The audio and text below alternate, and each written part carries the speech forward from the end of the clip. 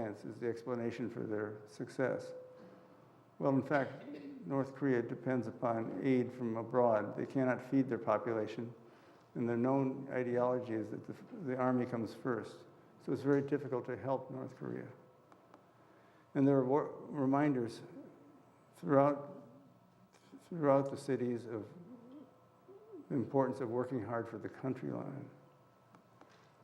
Of course, we're now into the third generation of the Kim regime, which is clearly unspeakably cruel, but tightly in control of North Korea.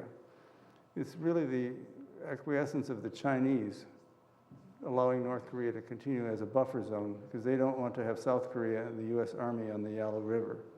So we've been at a standstill now since 1952. But in spite of this, there's science in North Korea. Of course, we hear about the dangerous sciences, the weapons engineering, but there are other kinds of science, life science research that goes on in North Korea too. And the scientists, in our experience, turn out to be pretty honorable people whose mission is the same as ours, to make the world a better place for their children and grandchildren. So here are some faces of North Korean scientists. In the great reading hall is on display Science magazine.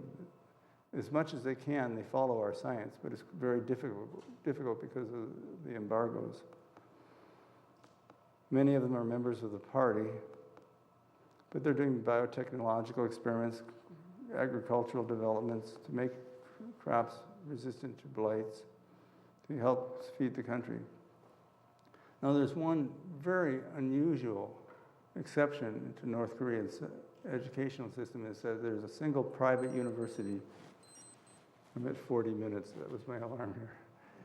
There's a private university called Pyongyang University of Science and Technology.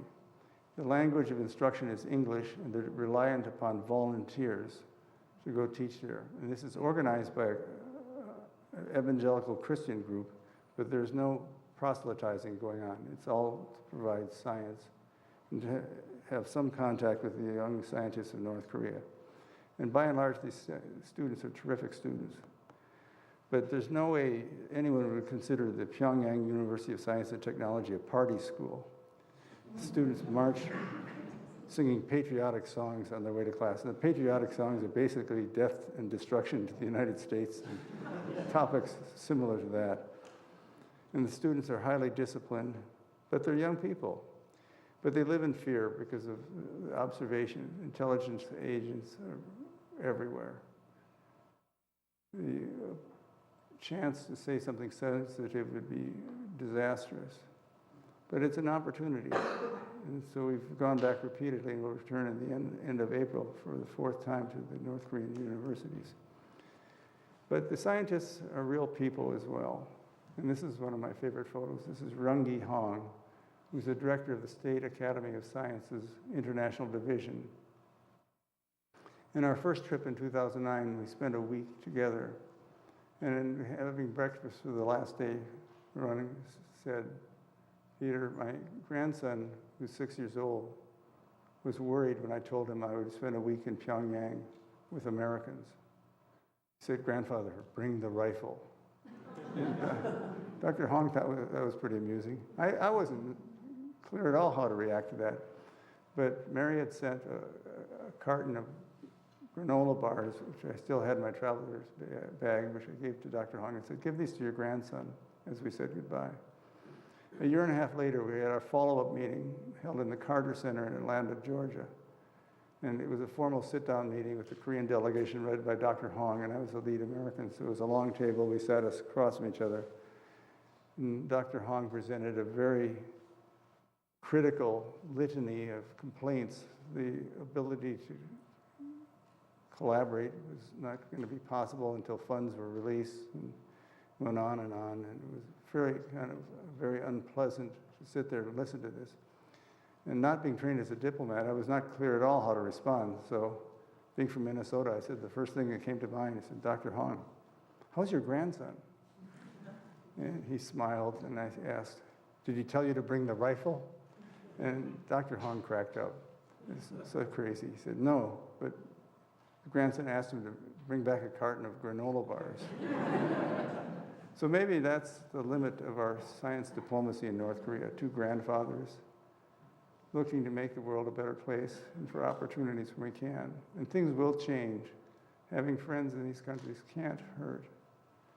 So the wisdom I'd like to share with you in closing is that later in our careers in science, we remember, of course, all the discoveries in the lab, and everything doesn't work. But sometimes things work spectacularly.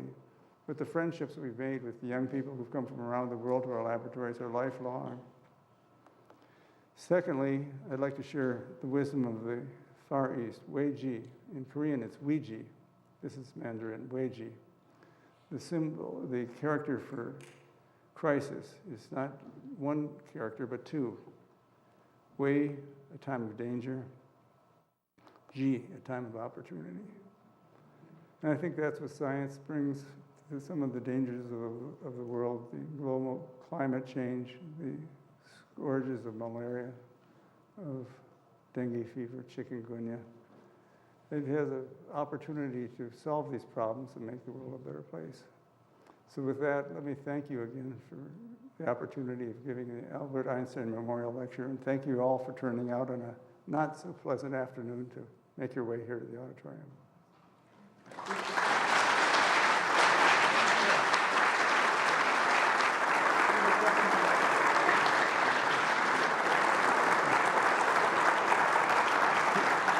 Thank you. Thanks much. Peter said now there's time for some questions if you have questions. There are 2 microphones set up down here if you'd like to come down. And I have a first question, which I always sure. like to ask. Where were you when you found out you won the Nobel Prize? I always get interesting expressions of people who were asleep, hung the phone back up, and didn't realize it was them calling to give them the award. Where were you when you first heard? I was in bed. There were some clues that it was going to happen. So Mary chose to sleep in one of the children's bedrooms. And the clues are something I never shared with the press because they'd want to know all the details. But there were multiple requests to lecture in Sweden. And then suddenly, in the autumn, a Swedish television crew shows up in my laboratory. I thought there must be something that's known that I'd be interested in. So I was home. It was 5:30 in the morning. The phone rang. And it was a delight to get the call. But it does bring down a lot of attention, which not necessarily something that we're well prepared to deal with.